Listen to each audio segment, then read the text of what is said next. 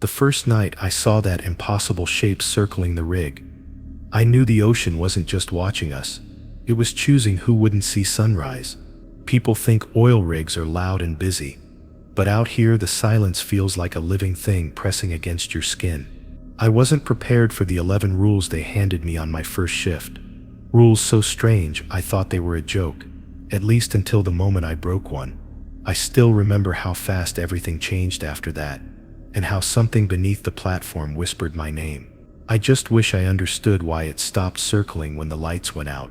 I repeated Rule 1, never look directly at the shape when it circles the rig in my head as I stepped onto the night deck, trying to steady the unease building in my stomach.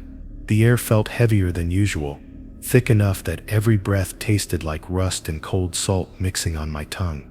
I kept my flashlight aimed low, just as the senior watchman advised, because even the shadows around the platform felt sharper than they should have been. The sea was calm, but the quiet was so complete it felt like something had wrapped the whole rig in a blanket of waiting tension. I tried to focus on my routine checks, hoping familiarity would ground me, but every step felt louder than it should have been on the metal grates. The yellow floodlights cast long shapes across the rails, stretching into the water like reaching fingers that didn't quite touch the surface. I listened to the distant rumble of machinery below, its constant vibration shaking through the steel bones of the rig, usually comforting, but tonight somehow wrong. It felt like the whole structure was holding its breath with me. The other watchman, Tom, leaned beside the door smoking anxiously, tapping ash over the railing, and pretending he wasn't watching the water with the same nervous stiffness I felt. He said in a low voice that the crew had been talking again, murmuring about how the shape always came closer when a new watchman arrived. I tried to laugh it off, but the joke fell flat between us, dissolving into the cold night air with the kind of silence that made both of us shift uncomfortably. It was the type of silence that felt like it was listening back. The beams of the outer floodlights flickered for a moment, just a quick dip in brightness, but enough for me to feel a sudden tightening in my throat. Tom shot me a warning look, all humor gone, as if he thought I might do something stupid if the rig went dark again. I wanted to tell him he was overreacting, but the truth was vibrating under my skin like a pulled wire. Something about tonight was different, heavier, almost expectant, as if the water below was aware we were standing there. I walked the perimeter slowly, each footstep dragging a sleepy groan out of the metal beneath me. The sea should have been rippling gently, but instead its surface stretched flat and smooth, reflecting the lights in long trembling streaks like veins. I leaned forward slightly, not enough to break the rule, but enough to stare at the faint outline of my reflection wavering between fragments of light.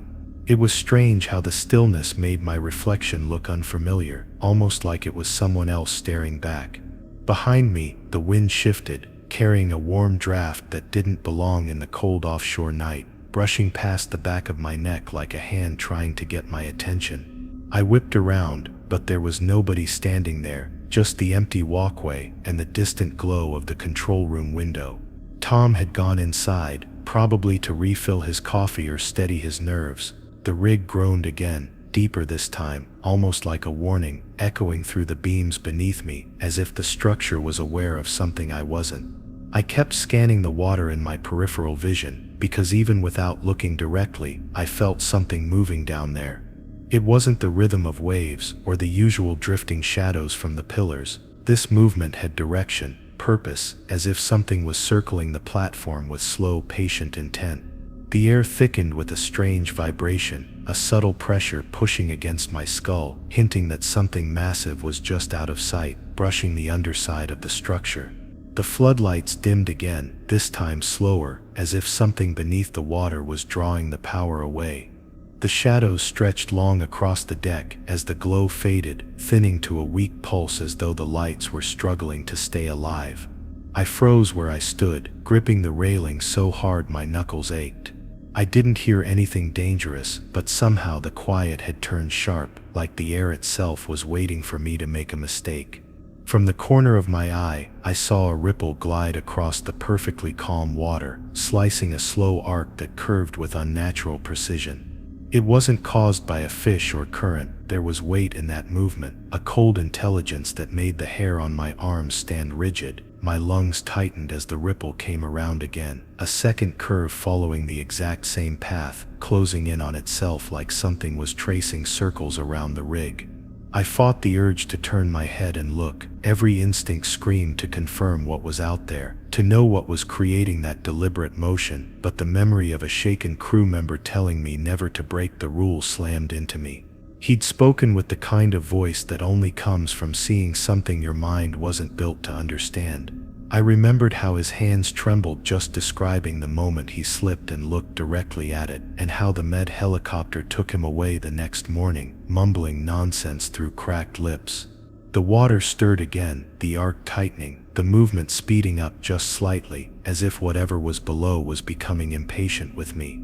My breaths came shorter, the air suddenly too thin to fill my chest properly. The rig lights flickered once more, weaker this time, like they were being drained from below. I felt vibrations through the railing, a slow rhythmic pulsing like a heartbeat rising from the depths, syncing with my own, until I couldn't tell where mine ended, and the rig's began. Then the lights went out, not all at once, but in a slow fading collapse, each bulb dimming until the deck was swallowed in dark edges and shifting outlines. Only the faint glow from the emergency beacon painted the walkways in a sickly red haze. The ripple stopped, replaced by a different kind of movement beneath me, heavier and slower, as if something enormous had risen closer to the surface. I couldn't breathe, I couldn't move. And worst of all, I knew without seeing it that it had finally come right beneath where I stood. The darkness thickened, the water directly below me bulging upward, as if something was pushing against it from underneath. I heard a low dragging sound sliding along the rig's metal support, a deep scrape that vibrated through my ribs like a hollow whisper.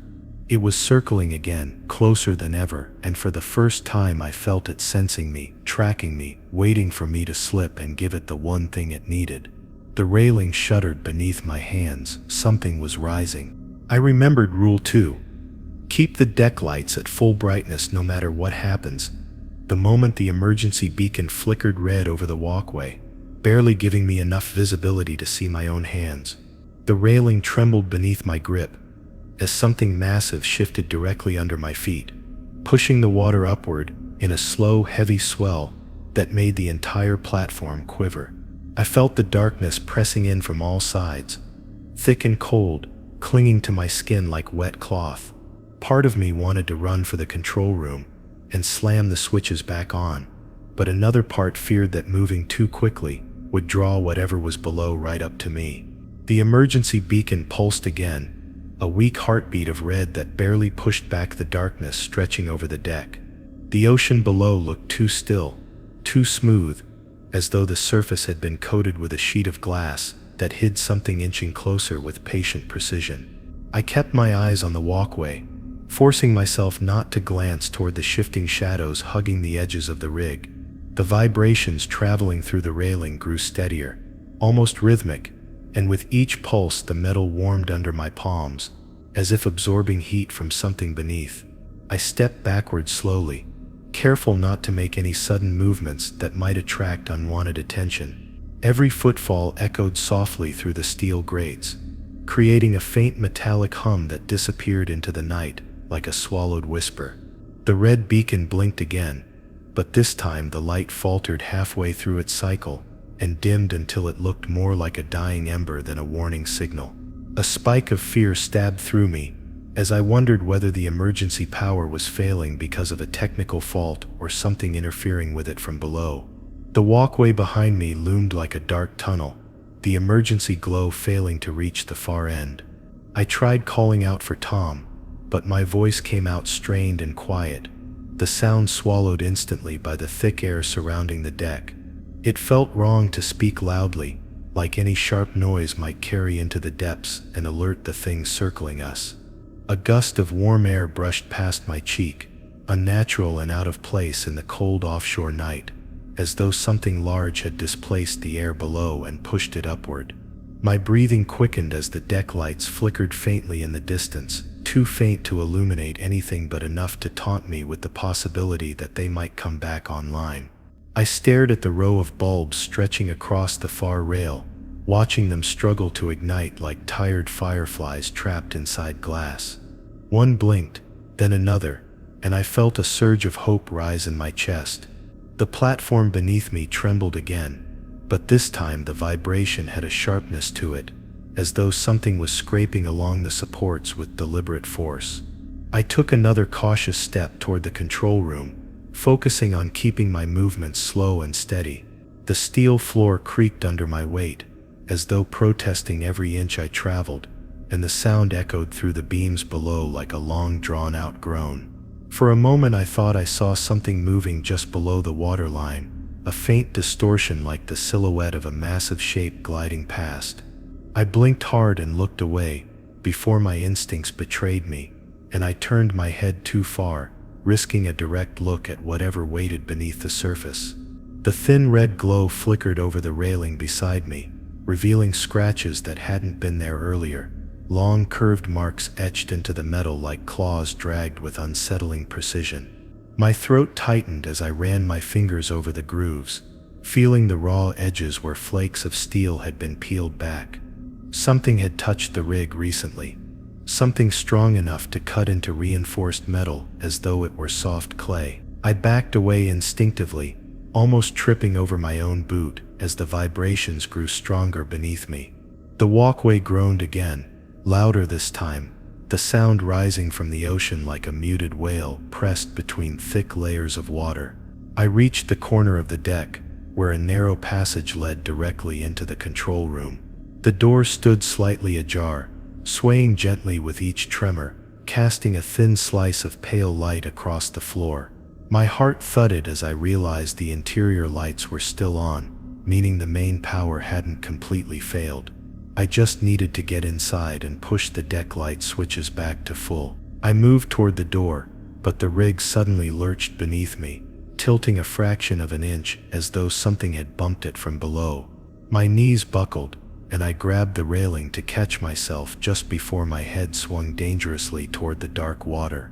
A cold surge of nausea twisted in my gut as I felt the unmistakable presence of something enormous shifting just out of sight, circling, waiting, calculating. The emergency beacon flared red again, brighter than before, illuminating a long ripple spreading across the water's surface like a slow-moving scar. I forced my legs to move, inching toward the control room with deliberate steps. The closer I got, the more unstable the deck felt, as if the rig's supports were being tested by something pushing upward. The faint hum of the interior machinery drifted through the open doorway, a comforting sound that cut through the oppressive silence outside. As I reached for the door handle, a sudden gust of cold air wrapped around my wrist, gripping me with a pressure that felt almost like fingers. I jerked back, stumbling a step as the temperature around me dropped sharply, the cold biting through my clothes as though I'd been plunged underwater. The red beacon flickered again, then steadied, casting shifting shadows that danced across the deck like living silhouettes. I stood frozen, my breath hanging in the air like pale smoke, watching the water for any indication of movement. The silence stretched until it felt unbearable, a thick pressure against my mind urging me to make a choice: run inside, or stay and risk whatever was rising. Then slowly, the interior lights inside the control room dimmed. Not all at once, but in a creeping fade, each bulb flickering as though something was draining the power from inside too. Panic surged through me as the last sliver of light grew weaker, the doorway shrinking into a dull rectangle of half-lit shadow. I lunged forward, grabbing the handle, and pulling the door open fully before the lights could disappear altogether. The door groaned softly, resisting for a moment before giving way. The interior smelled of hot wiring and stale coffee, signs that someone had been there recently, maybe even moments ago. I stepped inside, closing the door behind me, just as another tremor shook the deck outside. The narrow control room felt cramped, filled with panels of blinking lights and screens showing static-filled camera feeds. A single overhead light flickered above me, barely keeping the room visible. I moved toward the main switchboard, my hand trembling as I searched for the deck light controls. As my fingers hovered over the switches, another deep vibration rolled through the rig, stronger than before, rattling the panels and sending a few loose papers fluttering across the floor. The hum of the machine stuttered, dipping in pitch as the power supply wavered. The emergency alarm screen flickered, struggling to stay online. I grabbed the panel edges to keep my balance, feeling the cold sweat on my palms smear across the metal. The deck lights icon on the control board blinked rapidly, as if locked or overridden by an outside force. I pressed the switch anyway, but the button resisted under my thumb, refusing to engage. My heart hammered as I tried again, pushing harder this time until the mechanism clicked under my weight. But still nothing happened. The lights outside remained dim, trapped in that faint red pulse that barely held back the dark. Then the camera feed on the far left screen flickered. For a moment, all I saw was static, sharp lines cutting across the display like quick slashes. Then an image pushed through the interference, a grainy view of the walkway where I'd just been standing. The red beacon blinked in the corner of the frame, illuminating the deck in a soft pulse. At first everything looked normal, empty, still, silent, and then something broke the surface of the water, slowly, deliberately, rising, revealing a shape I had prayed I would never see again. The monitor hissed, the image distorting as though the camera itself were afraid to show me what was climbing toward the deck. The shape began to take form, and the lights behind me went out. The ocean has its own language, but deep in the trench, that language becomes personal in ways no diver is ever prepared for. Rule 3. Never follow the echo that knows your name. The first time I heard something down there repeat my name, it wasn't through my comms, it wasn't through the water, and it wasn't through the cracking metal of my gear. It came as if from behind my ribs, like I had spoken it myself without moving my lips. The pressure changes your senses, but this wasn't distortion. This was mimicry so precise it felt intentional, like something had recorded my breath, studied the tremor in my voice, then handed it back to me with a slight delay. I froze mid-step, feeling the sand shift under my boots as the echo stretched and curled around me like a current with direction and motive. I remember trying to convince myself it was just the environment playing tricks, sound bending, bouncing, reshaping itself the way it does in caverns. But the trench isn't a cavern. It absorbs sound more than it throws it back, and when it does return anything, it's dull, broken, and heavy. What I heard wasn't heavy. It was sharp, almost hopeful, like the voice wanted to be heard. When it whispered my name again, this time from the opposite direction, I realized it wasn't an accidental reflection. This was something that knew I was listening, that understood the rhythm I breathed in. My heart thudded so loudly in my helmet that for a second I thought the noise might drown it out, but it continued, threading between each heartbeat as if it knew the spaces where fear hid. The path I walked that day was narrow, a descent channel lined with jagged formations that turned my lights into thin beams, swallowed by endless dark. Moving forward felt wrong, but turning back felt worse because the voice always seemed to come from wherever I wasn't looking. My partner told me once that the trench wasn't empty, it was observant. Down there, even silence feels like eyes. And when sound breaks that silence, your sound, it feels like something brushing against your thoughts. I kept one hand on the guide rope, gripping hard enough that my gloves creaked, forcing myself not to respond, not to even breathe differently, because acknowledgement is what it waits for. That's what every diver believes. Once you answer, even with hesitation, you give it something to follow. Then the echo changed, and that was worse. It shifted into a voice I knew, a voice I had tried to forget long before I ever stepped foot on a submersible. Hearing her tone again, gentle, familiar, heartbreakingly precise, almost made my knees buckle. My chest tightened inside the suit, squeezed by a memory I wasn't ready to confront.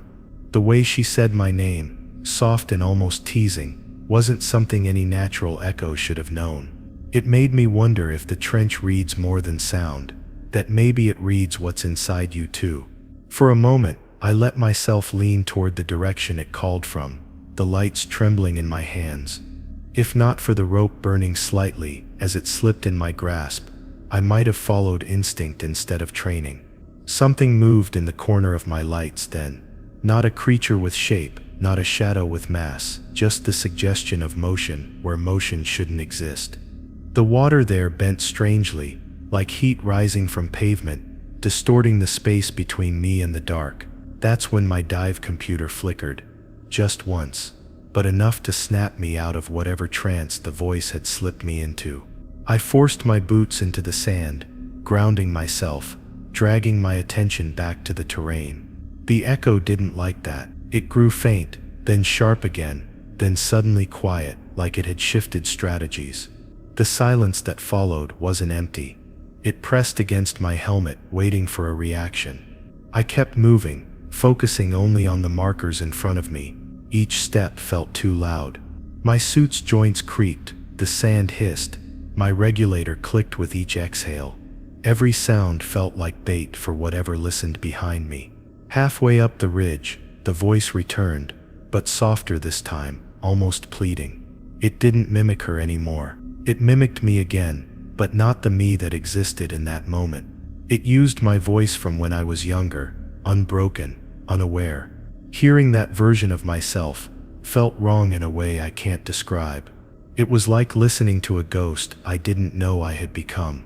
When I finally reached higher ground, I risked a glance back, not fully, just enough for my lights to sweep the lower trench. For a fraction of a second, I saw the distortion again, but larger now, stretching upward like a smudged reflection of myself. Not identical, not even close, but moving in sync with the way my shoulders rose as I breathed. The ocean shouldn't mirror you like that.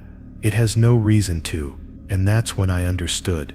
It wasn't trying to lure me with a voice. It was trying to become something recognizable enough that I'd trust it. The voice was only the beginning.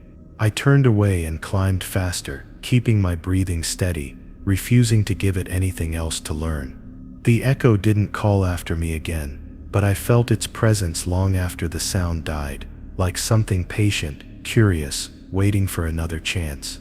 Up on the retrieval platform, when I finally removed my helmet, the air felt wrong. It tasted like the second before someone says your name. That was the day I realized the trench doesn't hunt the way we think it does. It doesn't chase you. It studies you gently, quietly, until it can speak to you in the one voice you can't ignore. And if you follow, even out of curiosity, the ocean will close behind you so softly no one will ever hear your last breath. The lift platform had barely stopped swaying when I realized something was wrong with the surface below me. Rule 4: do not look into the water. When it turns still, normally, the ocean around the rig is restless, full of small shifting currents and low rolling movements. But that night, the surface was so perfectly smooth, it looked hardened, like a sheet of black glass spread endlessly in every direction. I kept my hands tight on the railing, because the silence around that stillness felt unnatural, almost as though the water itself was holding its breath, waiting for mine. At first I tried to convince myself it was just the way the lights hit it, but the calm wasn't reflective. It was staring back. I stayed where I was, forcing myself not to lean over the edge. The echoes from earlier still clung to my thoughts, making every small movement feel heavier than usual. A gentle vibration pulsed through the metal under my boots, like something deep below had brushed against the structure.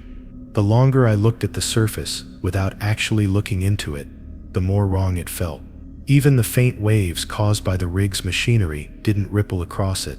They reached the edge of the still zone and simply vanished, as though the ocean had drawn a perfect border it refused to disturb. I knew better than to step closer, but the stillness pulled at the corner of my vision like a held breath demanding attention. I called out through the deck intercom for anyone topside, but the channel answered only with static, soft and distant, like a voice trying to form through a fog. I repeated the call, louder, slower, hoping for even a partial response. Nothing shifted in the water, no reflection changed, not a single vibration in the surface. It stayed motionless, unnatural, as though someone had paused only a thin layer of it while the rest of the sea kept flowing underneath. The quiet pressure in the air made me grind my teeth, because it didn't just feel empty, it felt aware, like something beneath was listening for my next step. The deck lights flickered once, then steadied, washing the still water in a pale glow. A faint outline shimmered under the surface, not a shape, not a creature, just a distortion that stretched far too long to be a shadow.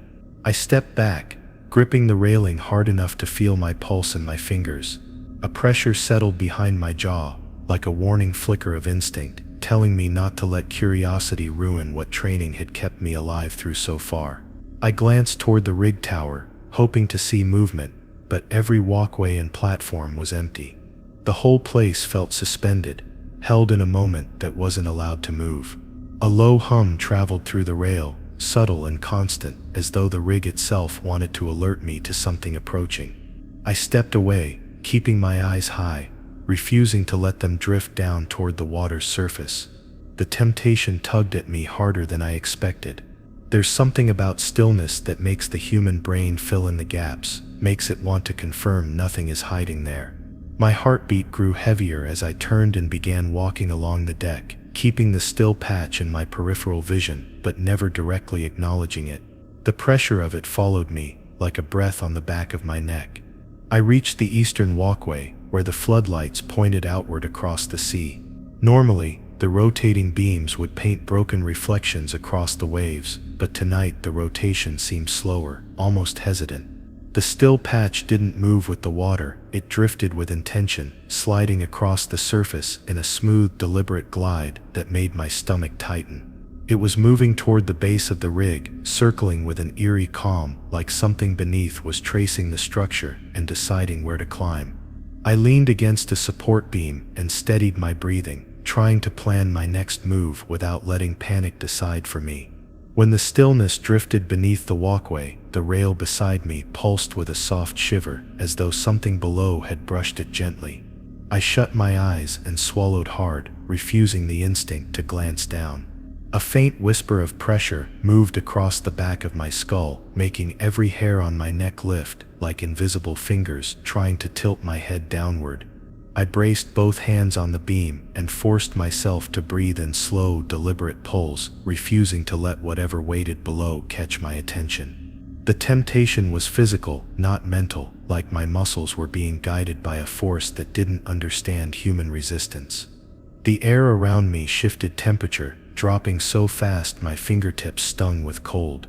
A subtle vibration rose through the walkway, a rhythmic pulse like something enormous was drawing closer, circling the structure with quiet precision. I kept my eyes fixed on the horizon, focusing on the faint glow of distant rig lights and the faint movement of clouds drifting across the sky. Anything but the water, anything but the stillness I felt sliding beneath me like a cold breath. The sensation of being watched grew stronger, settling deep in my chest like a tightening fist. Then, without warning, the stillness stopped, not gradually, not slowing, just an abrupt halt, directly beneath my position. The metal under my boots let out a soft, strained tremor, like something below had hooked itself to the structure. I felt the shift the way you feel tension in a rope before someone pulls it. My mouth went dry. The cold around me deepened until it crept under the collar of my suit, sliding down my spine like the touch of something wet and deliberate. I refused to move, terrified that any step might count as acknowledgement. Slowly the vibration changed rhythm, turning into a slow, steady pulse that echoed through the metal like a heartbeat, not mine, not human, something massive, something waiting, and the more it pulsed, the more I felt my thoughts slide toward the edge of instinct, toward the forbidden pull to look. I clenched my fists and focused on the horizon, whispering to myself that I was still in control, that the cold was only the wind, that the heartbeat was only machinery. But the lie felt thinner with every pulse. A soft scrape echoed behind me, subtle but unmistakable. I turned just enough to glance over my shoulder without going near the railing. One of the maintenance doors had swung open halfway, moving as though pushed by a gentle breeze that didn't exist. The hallway beyond was dark, completely unlit, though I knew for a fact the interior safety lights were always on. The cold spilling from the doorway wasn't the same as the cold from the water. It was heavier, like it carried the scent of deep-sea pressure on it. My breath caught. Something had moved inside the rig. I stepped back from the walkway, keeping my gaze high, refusing the urge to glance at the stillness below.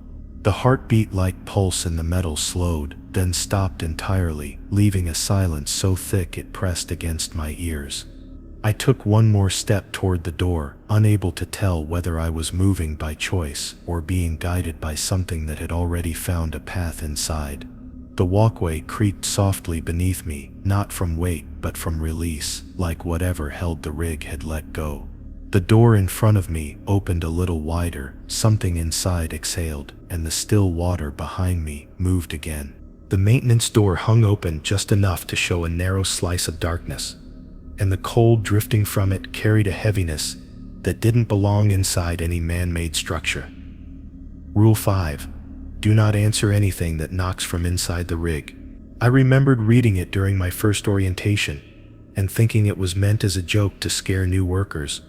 But standing there now, with the metal behind me still vibrating faintly from whatever had circled below, the rule felt painfully literal.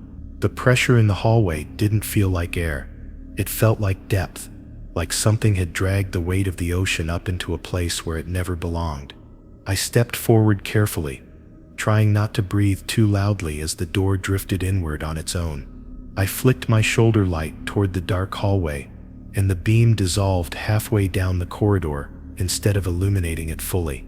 The walls looked distorted, like the shadows had thickened into a haze that swallowed the light before it could reach the far doors.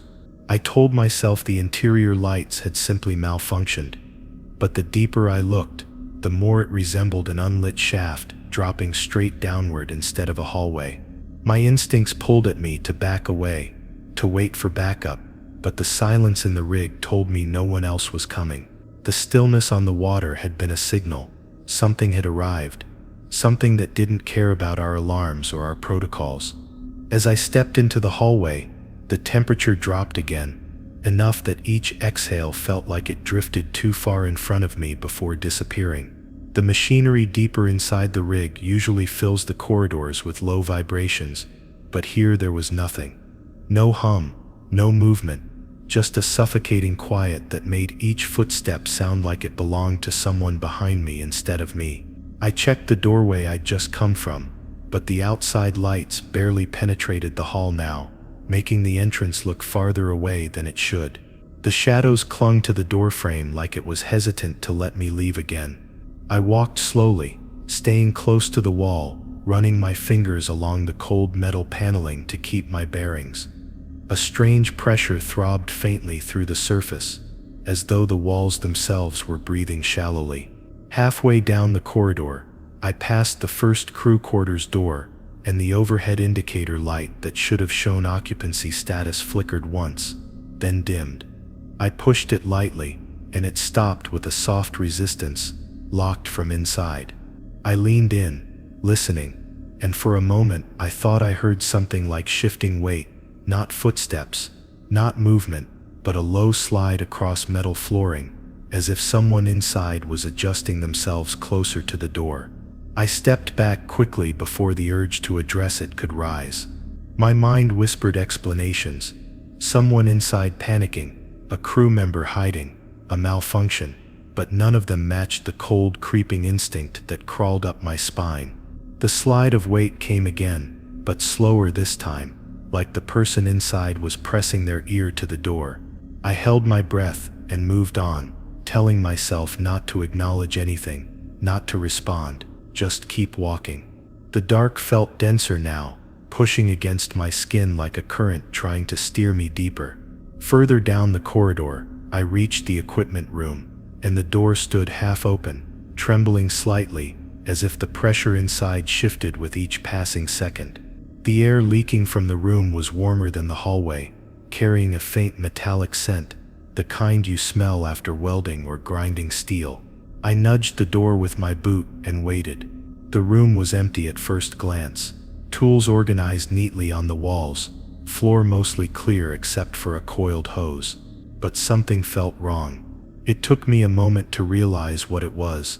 The coils were damp, and the puddle beneath them rippled even though the room was perfectly still.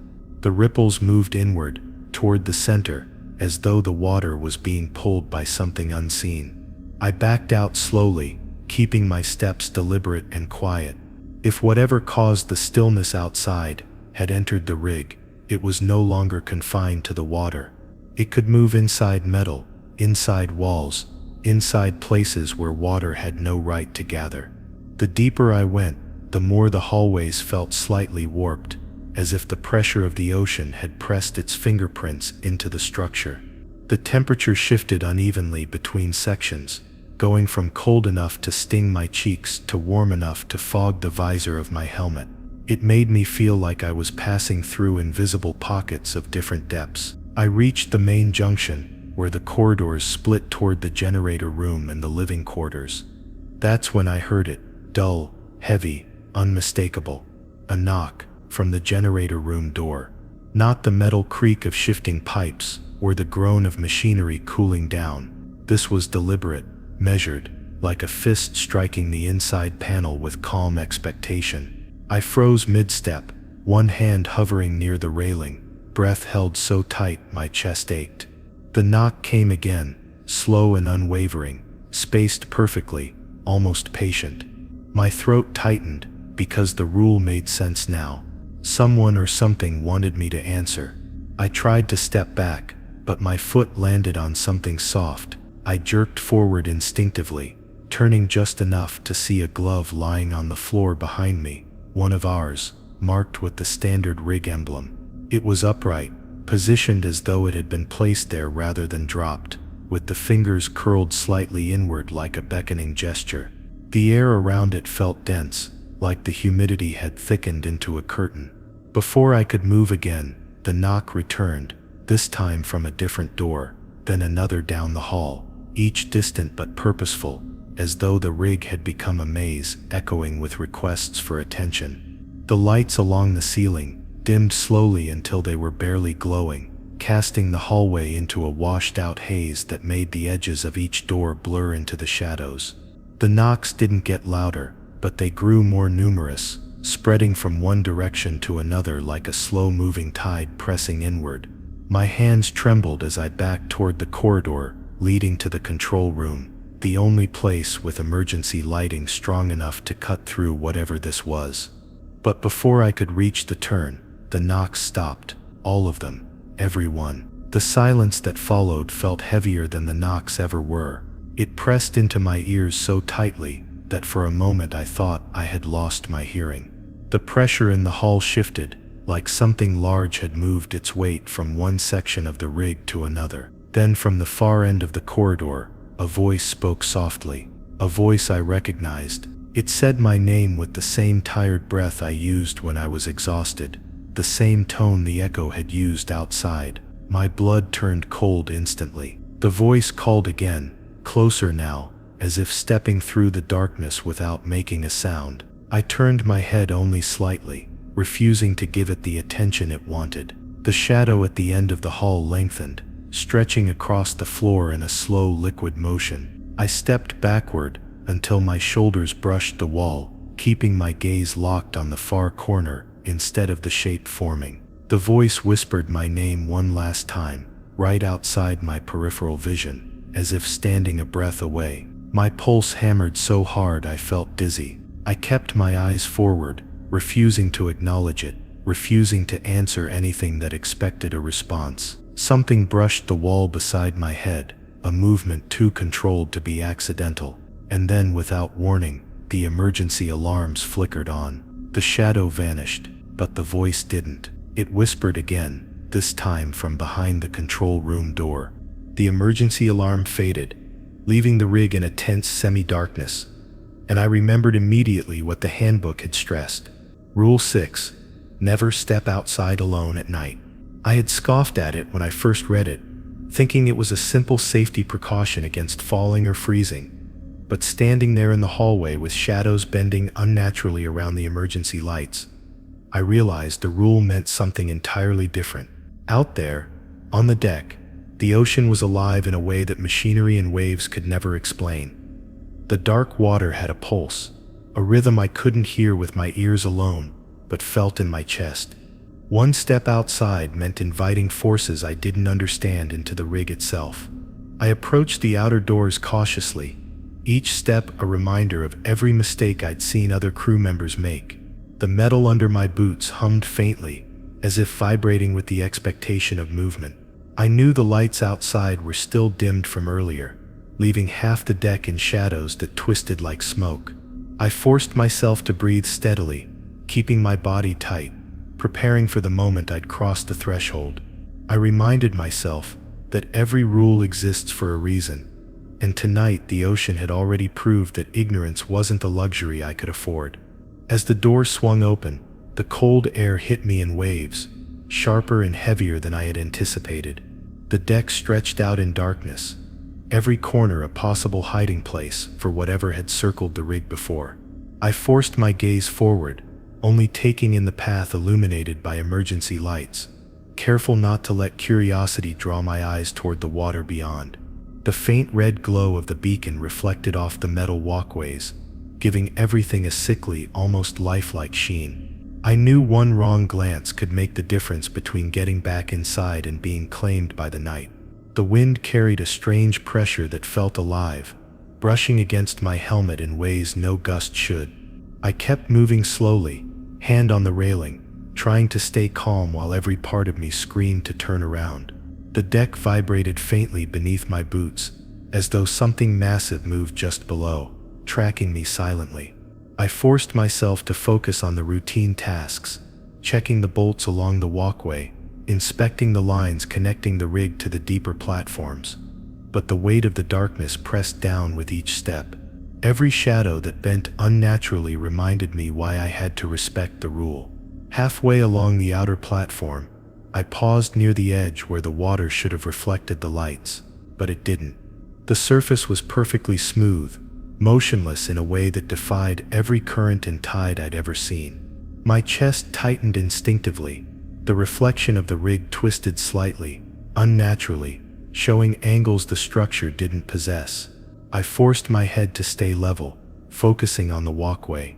The water beneath, though perfectly still, had an aura of intent. It watched, waiting, calculating, and I knew that if I looked too closely, it might decide I was ready to follow. A sudden subtle vibration rolled through the deck, and I caught myself gripping the railing harder, feeling the tremor resonate through my gloves into my bones. My eyes darted to the outer railings, making sure nothing was waiting to ambush me, but there was nothing visible. Still, I felt the movement, like pressure traveling along the steel beneath my boots. Each step toward the far end of the platform felt deliberate, a silent negotiation with something unseen. I had to maintain a rhythm, a steady pace, to avoid alerting whatever was circling. The night wasn't just dark, it was intelligent. I reached the maintenance area on the starboard side and checked the bolts as routine dictated, but my hands shook under the cold, and my pulse was hammering in my ears. Every piece of equipment looked twisted slightly, shadows making ordinary bolts look like eyes. I forced myself to touch each one, acknowledging its position, grounding myself in routine. My helmet visor fogged slightly, and I wiped it with a gloved hand, trying to shake off the pressure crawling down my spine. The stillness of the water beyond the railing felt like it reached inside, pressing against my suit and making every breath a small victory. Halfway back, the emergency beacon flickered, casting long red shadows across the deck that made the equipment and railings twist into shapes my mind refused to name. I kept my hands on the railing and my head down, focusing only on the path, refusing to acknowledge the deeper shadows. I could feel a presence moving just beyond my peripheral vision, shifting in tandem with the faint vibrations through the deck. It wasn't something I could see, but it made every instinct scream, "Do not step outside alone." Every step forward reinforced the knowledge that the rule wasn't about the cold or the dark. It was about survival against something patient, something aware. A ripple finally disturbed the surface of the water, spreading slowly toward the rig's pilings. I did not look at it directly, forcing myself to focus on the emergency light at the far end of the deck. Each ripple, though distant, sent tremors along the support beams, and I felt them through the soles of my boots. My breath came in shallow bursts, my gloves slick with sweat despite the cold. Every instinct screamed to turn, to retreat, but my body remained a rigid line of defiance. I could feel the night watching, learning my patterns, testing my compliance. Finally reaching the inner railing, leading back to the rig's center, I hesitated. The deck lights were flickering again, the red beacon struggling to maintain brightness, shadows stretching like fingers across the metal surface. My chest hurt from the tension, and I realized the subtle movements I'd felt weren't waves, but deliberate shifts from below, something large, moving carefully, so as not to disturb the water too much, practicing patience. I reminded myself that leaving the deck wasn't optional. Returning inside without incident meant following the rule to the letter, and I did, inch by careful inch. As my back crossed the threshold into the rig, the cold seemed to push against me like a solid wall, reluctant to let me go. The interior light steadied slightly, giving me enough illumination to feel grounded again, but the pressure of the night lingered. Every instinct I had told me that if I had hesitated, if I had been curious enough to peer over the edge, I might have lost the chance to step back inside at all. The hallway's warmth felt almost unreal after the deck's cold and weight, and I moved deeper into the rig, pressing every button on the control panel to stabilize the lights outside, making sure the rule had been obeyed. Even as I reached the control room, I could feel the water just outside shifting slightly, almost as if the stillness had been waiting for me to step away. I knew it hadn't stopped circling. I knew it would continue, patient, intelligent, circling the rig, and learning from anyone who dared step outside at night alone. Following Rule 6 had saved me tonight, but it also reminded me that the ocean isn't random, it's aware, and the ocean always waits for the one who is tempted to test it. The rig had fallen into an uneasy rhythm, lights flickering slightly as the ocean pressed against the supports outside, and I remembered the warning I had ignored one too many times in my first weeks. Rule 7. Never touch the equipment after midnight. At first it had sounded like a standard safety precaution, a guideline for avoiding mistakes in the dark hours. But now, with shadows bending unnaturally across the metal panels and machinery vibrating faintly under my gloves, I understood it meant something far more sinister. The warning wasn't about electrical faults or minor malfunctions. It was about the way the rig itself could betray you if you interfered at the wrong time. Every lever, every switch seemed to hum under my fingertips, whispering promises I didn't want to hear. I approached the control panels cautiously, my gloves sliding over the cold metal as though feeling for hidden threats. The screens flickered briefly, showing static interlaced with long, distorted shadows that didn't match any interior shape. I knew if I moved any lever or toggled any switch recklessly, the rig could amplify the darkness outside, feeding the intelligence that circled below.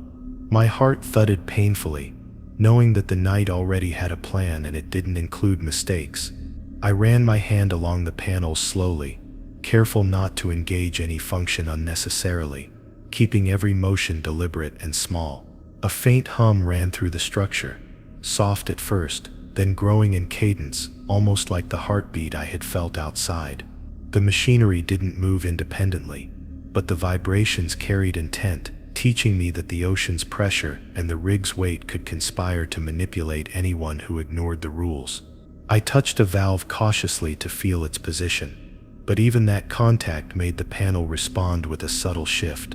I froze, convinced for a moment that the equipment itself had moved against me, as if reminding me why the rule existed. The shadows across the console seemed to pulse, deepening with every breath I dared to take. I shifted to the auxiliary panel, where backup controls for the deck lights were located. Normally, flipping a switch was routine, almost mechanical. Tonight it felt like walking a tightrope over a bottomless trench. I pressed one lever slightly, just enough to check resistance, and felt a shiver travel up my arm, not from cold, but from awareness.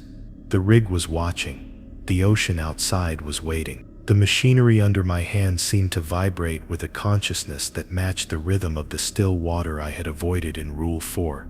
Every action I considered had consequences beyond engineering. Every touch could awaken what circled, what waited, what remembered. I tried to focus on method, on checklists and instructions drilled into me over months. But the pressure of midnight kept pressing closer. The temperature in the room shifted unevenly, like patches of air were being pulled and compressed by something unseen. I wiped my visor, but condensation formed instantly on the inside, blurring the readouts and amplifying the shadows. I reminded myself that following the rule wasn't just about caution, it was survival. If I touched more than necessary, I might trigger attention from the unseen, and the unseen would not hesitate to take advantage of human curiosity. Then the lights dimmed further, leaving only the faint red glow of emergency indicators.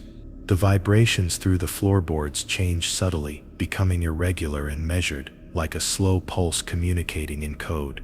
I recognized the pattern from earlier, the echo that mimicked my voice, the still water, the deliberate shifts across the deck. Every instinct told me to step back, to release the panels entirely and retreat, but I couldn't move too quickly, or the rig might interpret it as panic, drawing attention again. I stood rigid, counting each heartbeat and forcing my mind to focus on the rule, never touch. A movement in the corner of my vision caught me off guard. One of the small maintenance tools on a nearby shelf slid an inch closer to the edge, just enough that if I weren't careful, it could fall to the floor. My stomach turned, but I didn't reach for it. The rule reminded me that this wasn't gravity, it was intent. The ocean, the night, the rig, they all seemed connected in that moment, and my hand was the test. I took a slow step backward, keeping my focus on the static screens, resisting the urge to straighten the tools or interact with the environment. Anything I did could tip the balance. I leaned against the far console, letting the emergency glow wash over me and trying to steady my breathing. Shadows stretched across the floor in long, unnatural angles, touching my boots and moving upward as though rising with a life of their own. The hum of the auxiliary systems continued, almost like a whisper urging me to act, tempting me to touch a switch, just a small adjustment, to see if I could control it. I didn't, I couldn't. I stayed rigid, hands hovering only over safe, inert surfaces, my mind repeating the rule like a mantra. Midnight wasn't just a time, it was a threshold, a line that once crossed meant surrendering control to forces I couldn't see. The hour passed slowly, every shift in air pressure, every flicker of lights, every slight vibration tested my patience and resolve. I stayed still, barely moving, barely breathing, letting the rig continue its silent pulse without interference. The ocean's presence outside wasn't gone, and I felt it pressing against the walls, against the deck, reminding me that it could reach inside if I faltered. My heart ached with tension as I realized that any lapse, any touch beyond what was strictly necessary, would give it an opportunity to study me, to learn patterns, to manipulate what little agency I had left. Then a sudden, inexplicable shiver traveled through the panels I leaned against. Not a vibration from machinery, not the floor, but a movement that seemed to slide under my skin, into my arms. I held my position, knowing the rule was my shield. My hands shook as if my own muscles were rebelling against restraint, but I forced myself to stay, aware that one misstep would trigger curiosity, and curiosity in this environment was fatal. Shadows moved across the screens again, as if alive, and the pulsing rhythm of the rig and the ocean outside synced in a slow, hypnotic cadence. By the time I finally allowed myself to step away, the first hints of dawn, though faint and distant, crept through the few openings in the rig. The emergency lights brightened, the vibrations stabilized, and the shadows lost their stretch, retreating into the corners. I exhaled, still tense, still trembling from the experience, understanding clearly why the rule existed. Midnight wasn't just a warning, it was a boundary. Crossing it meant engaging with something that had patience, intelligence, and intention. The rule was simple in words but impossible in practice without discipline and fear. I backed toward the interior halls, keeping my hands entirely off the equipment, and reminded myself that this discipline had kept me alive when the water turned still, when the voice echoed, when the knocks demanded attention. Each step reinforced that ignoring the rule was a test I could not afford. The rig itself seemed to exhale along with me, returning to routine mechanical noises, but the memory of midnight's pressure remained, an invisible weight that followed me into the safer, warmer parts of the structure. I knew the lesson would be seared into me: never touch, never interfere, never tempt whatever waits in the dark. The rig felt heavier after surviving the night, like the walls themselves carried memories of the ocean's intent. Rule 8. Never go below the lower deck alone. I had dismissed it before, thinking it applied only to physical danger, to avoid falling or getting trapped in tight corridors. But after the events with the still water and the machinery at midnight, I understood the depth of the warning.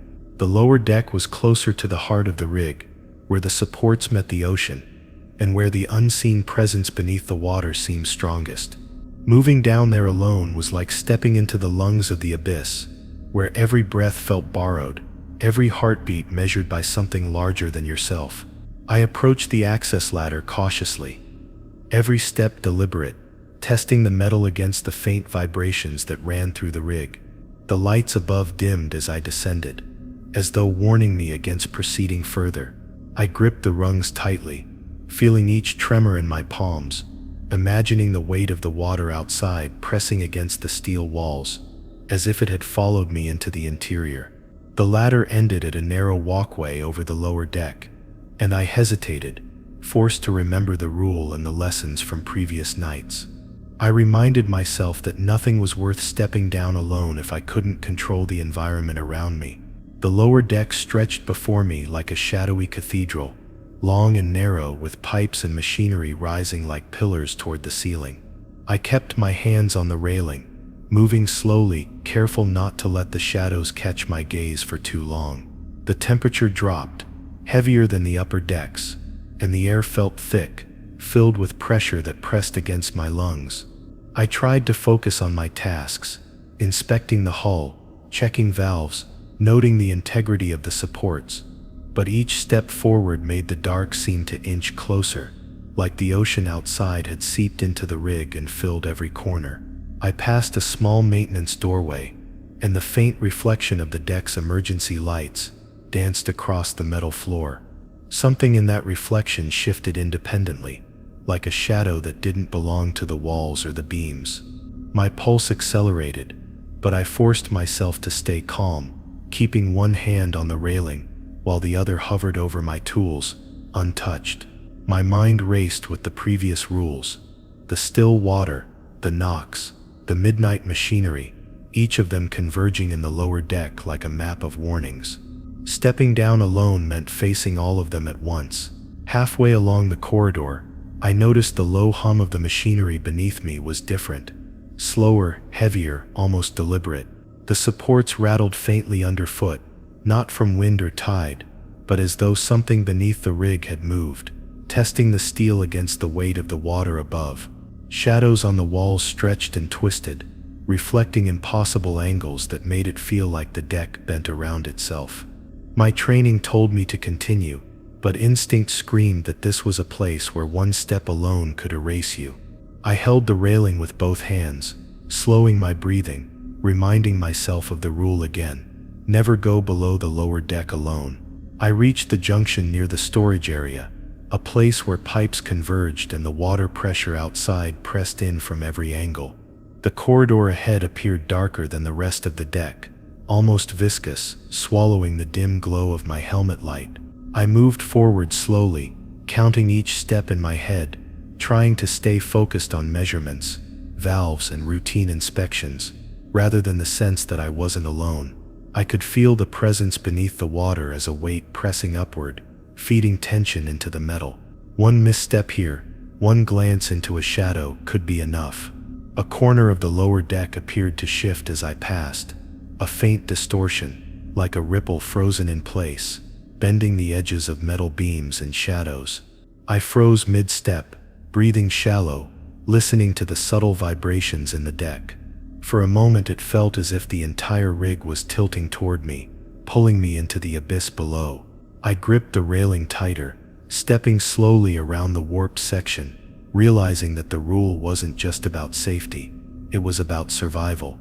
Whatever haunted this rig was patient, intelligent, and testing whether I could resist curiosity. Further along, a maintenance hatch stood slightly ajar, though I was certain it had been closed earlier. The air leaking from beneath smelled faintly of salt and iron, thick with the pressure of the ocean. I paused, fighting the instinct to open it and look inside. The shadows here moved differently, bending around corners and equipment like liquid, almost sentient. I reminded myself of every past lesson, touching the machinery after midnight, the still water, the knocks, the echo that mimicked my voice. The lower deck alone amplified all of these dangers, concentrating the rig's intelligence and the ocean's intent in one confined space. I stepped over the threshold of the hatch carefully, keeping my weight low and hands firmly on the railing, moving toward the engine control panel that required inspection. The floor beneath me hummed faintly, vibrating in time with the unseen pressure outside. I could feel it moving beneath the steel supports, brushing against the walls like liquid fingers, testing my attention. I ignored the urge to glance toward the shadows curling in corners, toward the subtle distortions across the deck. Each cautious step reminded me why the rule existed. Isolation here could make the rig, the ocean, and the darkness converge on a single target. Reaching the end of the lower deck corridor, I inspected the valves as required, my hands trembling slightly from the tension. The pressure was overwhelming, and every vibration and shadow reminded me that I was vulnerable here, alone, in the abyss. I reminded myself not to linger, to keep my attention forward, and to resist the urge to explore beyond my checklist. The lower deck tested focus, obedience, and fear, and I had to pass each one to survive. Even the smallest misstep could be enough for whatever lurked below the rig to notice. Finally, I turned back toward the ladder, preparing to return to the upper decks. The shadows seemed to retreat slightly as I approached, though I knew the pressure beneath the water hadn't lessened. Every step upward was deliberate, measured, slow, making sure nothing I did suggested curiosity or panic. I kept my hands entirely on the rails, not touching anything else, and reminded myself silently of the rule: never go below the lower deck alone. It had kept me alive tonight, and I would not risk breaking it. As I emerged from the lower deck, the lights of the upper levels washed over me like a shield, though the memory of the shadows, the vibrations, and the silent pressure beneath remained. I felt the pull of the abyss linger, as though it wanted to follow, to tempt me back down. I knew I had survived by adhering to the rule, and that its warning was literal, immediate, and deadly. From that moment on, I would never step below alone again, not for inspections, not for curiosity, and not for any reason the rig or the ocean might invent. The upper deck felt unnaturally calm as I stepped back from the lower corridors, though the memory of the shadows and vibrations lingered like a weight pressing against my spine. Rule 9. Never speak aloud near the observation deck. I had ignored this warning once, thinking it was a guideline for avoiding echoes and confusion among the crew. But tonight, after everything I had endured, I understood it carried a more sinister meaning. The observation deck was a place where the rig's presence felt closest to the water, where the ocean outside pressed against the metal, as though it could hear every word, every whisper. Speaking there was not a mere rule, it was a provocation. I approached the deck cautiously, every step measured, aware that the shadows seemed longer here, stretching unnaturally across the metal walkways. The lights dimmed slightly, their glow paling against the darkness of the ocean below. The wind from outside brought the faint salt smell into the rig, but tonight it carried something heavier, an intelligence that tested boundaries. My hands were clenched at my sides, resisting the urge to speak or even breathe too loudly. knowing that any sound could attract attention from whatever lurked in the depths.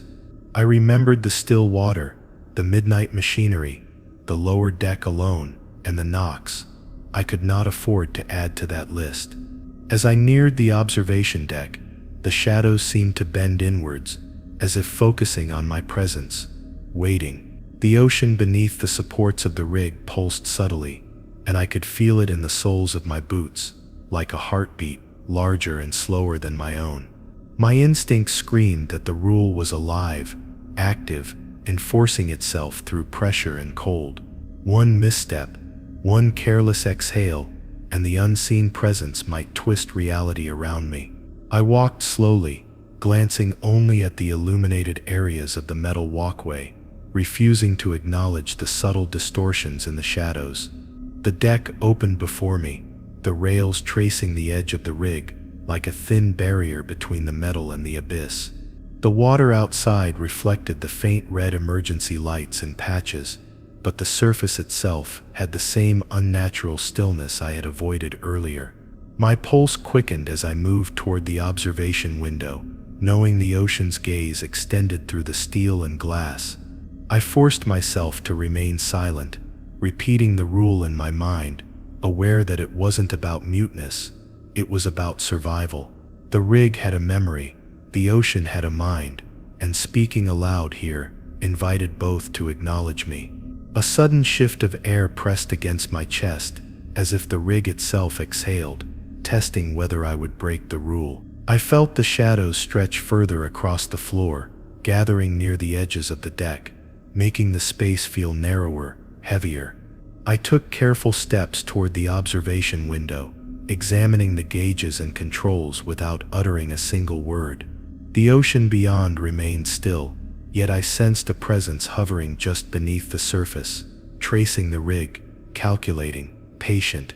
Speaking aloud would have been an invitation, and I could not afford to risk it. I crouched slightly to inspect a valve along the railing, feeling the vibrations through the metal under my gloves. Every slight movement of the water seemed magnified here, every pulse of the ocean mirrored in the rig's tremors. My hands hovered only over essential equipment, touching nothing unnecessary, because the rule was clear: no words, no reactions that might draw notice. I reminded myself of every previous warning: still water, knocks, midnight machinery, lower deck alone, and understood that the observation deck was a place of convergence for all these dangers. Silence was survival. A long shadow passed along the far end of the deck, bending impossibly around a support beam and the railing, and I froze, heart pounding. It didn't cast a reflection, didn't belong to anything I could see, but it moved with intention. I stayed still, counting slow, steady breaths, resisting the urge to speak or even sigh, knowing that sound could confirm my presence in ways my eyes could not. The still water below pulsed faintly, and I felt it in my bones, echoing the motion of the shadow. Obedience to the rule was the only thing keeping me safe. I moved to the control panel at the center of the deck, running my fingers over the buttons to confirm settings without activating anything unnecessarily. My eyes darted briefly to the horizon, where the darkness of the ocean seemed to blur the line between water and sky. The rig shivered slightly under the subtle weight of the ocean outside, and the shadows shifted closer to my periphery. I reminded myself to remain silent, every thought reinforcing the rule's warning. Speaking aloud would have been like throwing a beacon into the abyss.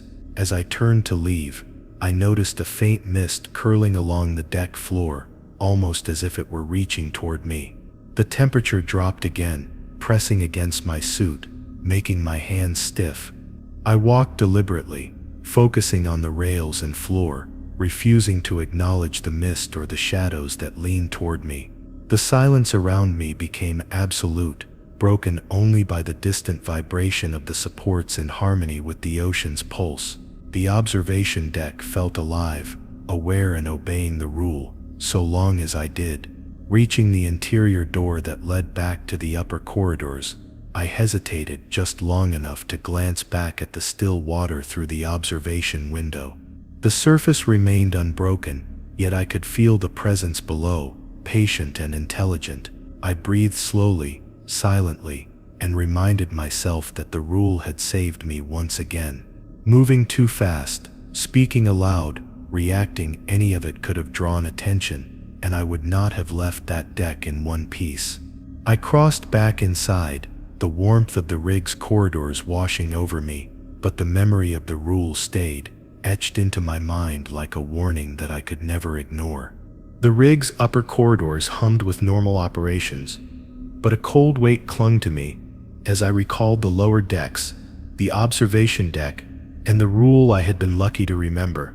Rule 10. Never look directly at the surface from the deep water windows. At first it seemed absurd, like a warning meant to keep anxious watchmen occupied. But after witnessing the still water, the shadows, and the whispers echoing through the rig, I understood the lethal precision behind it. The deep water windows offered a view straight into the abyss, a glance into the unknown, and once you made eye contact with what waited, it claimed attention. The surface was not just water, it was aware. I approached the window carefully, keeping my gaze deliberately low, focused on the railings and the floor. The water outside shimmered faintly under the faint light of emergency beacons, but I avoided looking at the surface directly, feeling an invisible pull from the depths below.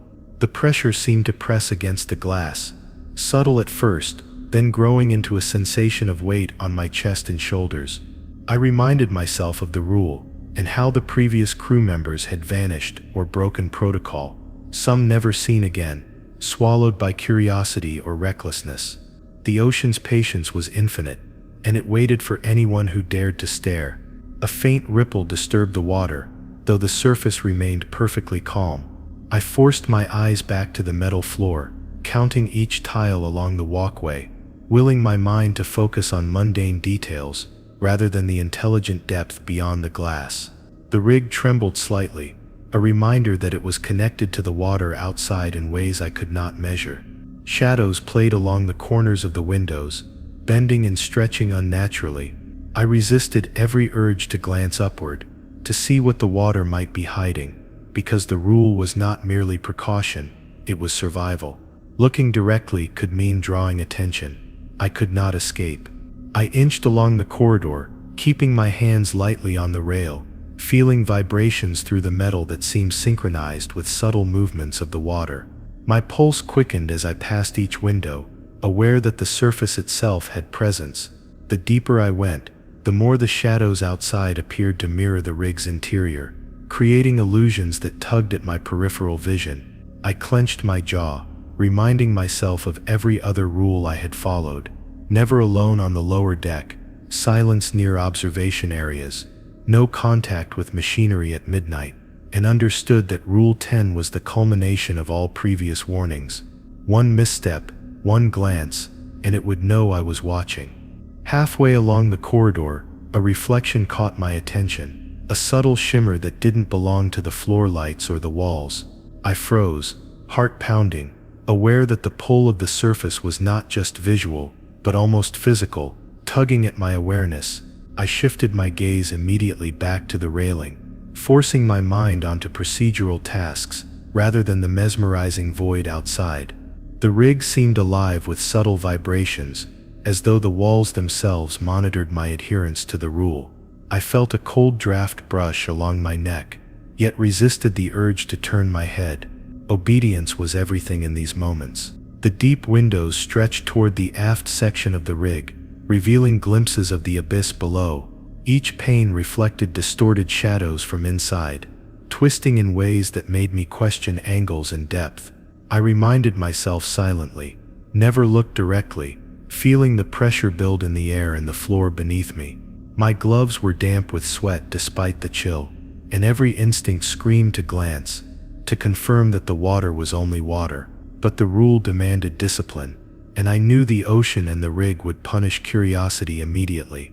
As I continued, the lights dimmed in sync with subtle shifts in the water, casting long red shadows that stretched across the corridor. Each step felt like walking a tightrope between obedience and disaster. The reflections of the rig and the windows moved independently, hinting at shapes beneath the surface that defied logic. I concentrated on counting steps, on tracing the rails, on keeping my breathing steady. One misstep could make the water aware I was watching, and awareness here meant danger. I could feel the silent pulse of intelligence behind the surface, calculating, learning, waiting. I paused at the last set of windows overlooking the deep water tanks, the calm surface beyond appearing innocuous. My hands gripped the railing tightly, knuckles white, forcing my mind to stay away from the hypnotic pull of the water. The pressure seemed heavier here, almost like gravity had strengthened to prevent me from turning my head. Shadows outside warped slightly, as though testing me, stretching toward my vision, challenging my resolve. I swallowed hard and moved forward without looking, letting the rule guide my steps. Following it kept me alive. Disobedience could cost me everything. By the time I reached the stairwell leading back to the main deck, the tension had not lifted. The pressure from the windows lingered, as if the water itself remembered I had been there, testing my compliance. I exhaled slowly, reassuring myself that I had followed Rule 10 exactly. The lessons of the previous nights, the still water, the knocks, the machinery, the observation deck, the lower deck alone, coalesced in my mind, teaching me that discipline in small details was survival in its purest form. I climbed the stairs deliberately, refusing to glance back, letting the rule anchor me in reality while the abyss waited. Emerging back into the safer areas of the rig, I could feel the ocean's presence fade slightly, though the memory of the pull, the pressure, and the subtle intelligence beneath the surface remained vivid. My hands shook from the strain, and my chest ached as though I had been holding in breaths for hours. The rules weren't suggestions, they were shields against a sentience beyond comprehension. Following Rule 10 had kept me from becoming another story whispered among new watchmen, another cautionary tale of curiosity punished. I moved to a console, confirming systems, reminding myself silently that every glance, every act, every breath mattered. The rig returned to its regular hum, lights stabilizing, and the vibrations beneath my boots normalized. Still, the deep water windows retained their silent presence, a reminder that the ocean was patient and observant, and it never forgot.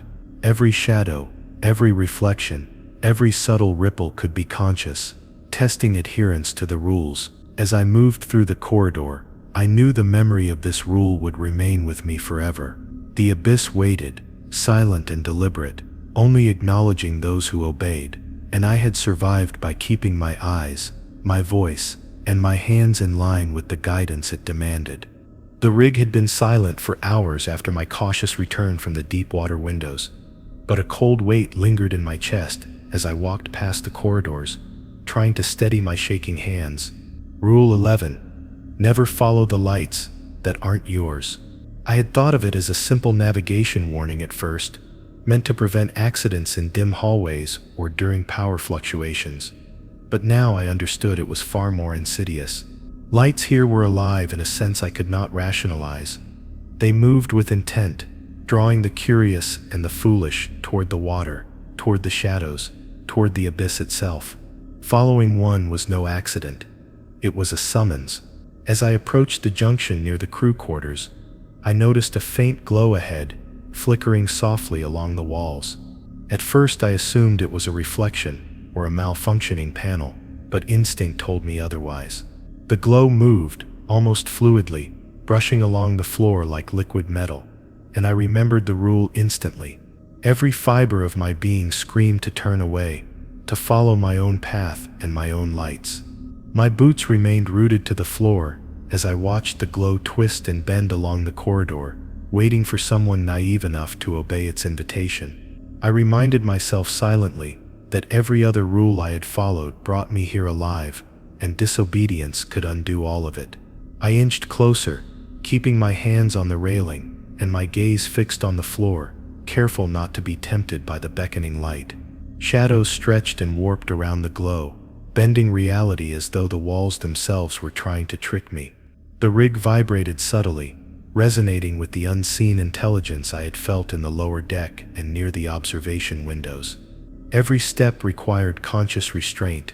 Even the slightest glance toward the moving glow could make it aware of me, make it test my will. I reminded myself of everything I had survived: the still water, the midnight machinery, the lower deck alone, the observation deck, and understood that this was the final trial. The glow shifted slightly, brighter now, teasing the edge of my peripheral vision. I felt a pull in my chest, almost magnetic, a weight that seemed to reach for me. I fought the urge to follow, to chase the rhythm of the light, knowing the rig and the ocean would use it to lead me into danger. Each heartbeat pounded in sync with the subtle vibration of the deck, and I kept repeating the rule mentally, anchoring myself in obedience. One step toward the light, one fleeting glance, and the ocean's intelligence might claim me, dragging me into the abyss that had been patient for months, maybe years, waiting for someone reckless enough to break the rule. I moved deliberately down my own path, ignoring the flicker of the glow around the corner, feeling its subtle pull like a breeze that pressed against my chest. The rig seemed to sigh, as if acknowledging my choice to resist, but I knew it would not forget. I focused on the floor tiles, the railings, the familiar hum of machinery, refusing to be distracted. The glow seemed to pulse in frustration, shifting slightly as though coaxing me to give in, to step out of line. I could feel the history of the rig and the ocean pressing against me, teaching through fear, and I obeyed. The rule was absolute: no following, no deviation, no temptation. Further down the corridor, the glow appeared again, now accompanied by faint shadows that mirrored its motion. I kept my head low, stepping cautiously, aware of every vibration in the metal beneath my boots. The rig had become a maze of intent, and the glow was one of its traps. I reminded myself that the previous rules had prepared me for this moment: the lower deck, the observation windows, the midnight machinery, and that Rule 11 was the culmination, the test that would prove whether I could survive. Each step without looking reinforced my control, my awareness, and my obedience.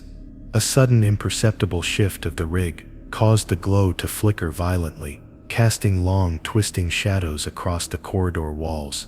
I felt the air thicken, as though the presence outside the rig had leaned closer, curious about my compliance. My gloves were damp, my pulse hammering, but I did not falter. Every instinct screamed to run, to chase, to confront the light, but the rule anchored me. I moved steadily, my own lights guiding me, refusing to follow the unnatural glow that pulsed with an intelligence far beyond human comprehension. Finally, I reached the intersection leading back to the main deck, the glow retreating slightly, as though sensing my resistance. The rig returned to its usual hum, though the weight of the presence outside lingered, pressing against the walls and floors. I exhaled slowly, aware that I had survived the final test. Rule 11 had demanded patience, discipline, and fear, but it had saved me. The glow had not followed me, and I had not followed it. The rig remained alive, the ocean outside patient, and I realized that obedience had been my only safeguard. Any disobedience, any curiosity, and I might have vanished as countless others had before me. As I walked back to my station, I could feel the memory of the rig pressing against me, like a living organism that had learned from my choices. The shadows lingered in the corners of my vision, reminders that the ocean, the rig, and the lights were not passive. They were aware, calculating, and patient. I understood finally that every rule, every warning, every lesson had built toward this moment. Respecting Rule 11 meant surviving. Following the lights that weren't mine would have meant surrender, a ticket to the abyss below, and I had resisted. I had survived the final boundary, but the memory of its threat would never leave me. Sitting at my console, I allowed myself a slow, cautious breath. The rig hummed normally, the vibrations beneath my boots steady and familiar, and the shadows receded slightly into the corners. Yet the pressure in my chest reminded me that this was temporary. The ocean outside, the rig itself, the unseen intelligence, and the lights I had resisted were still there, patient, waiting. I would never step out of line again. I had obeyed all 11 rules, survived their tests, and learned the cost of curiosity. But even now, I knew that every night, the rig would remember, and the lights would watch. If you enjoyed this story, like, share, and subscribe for more.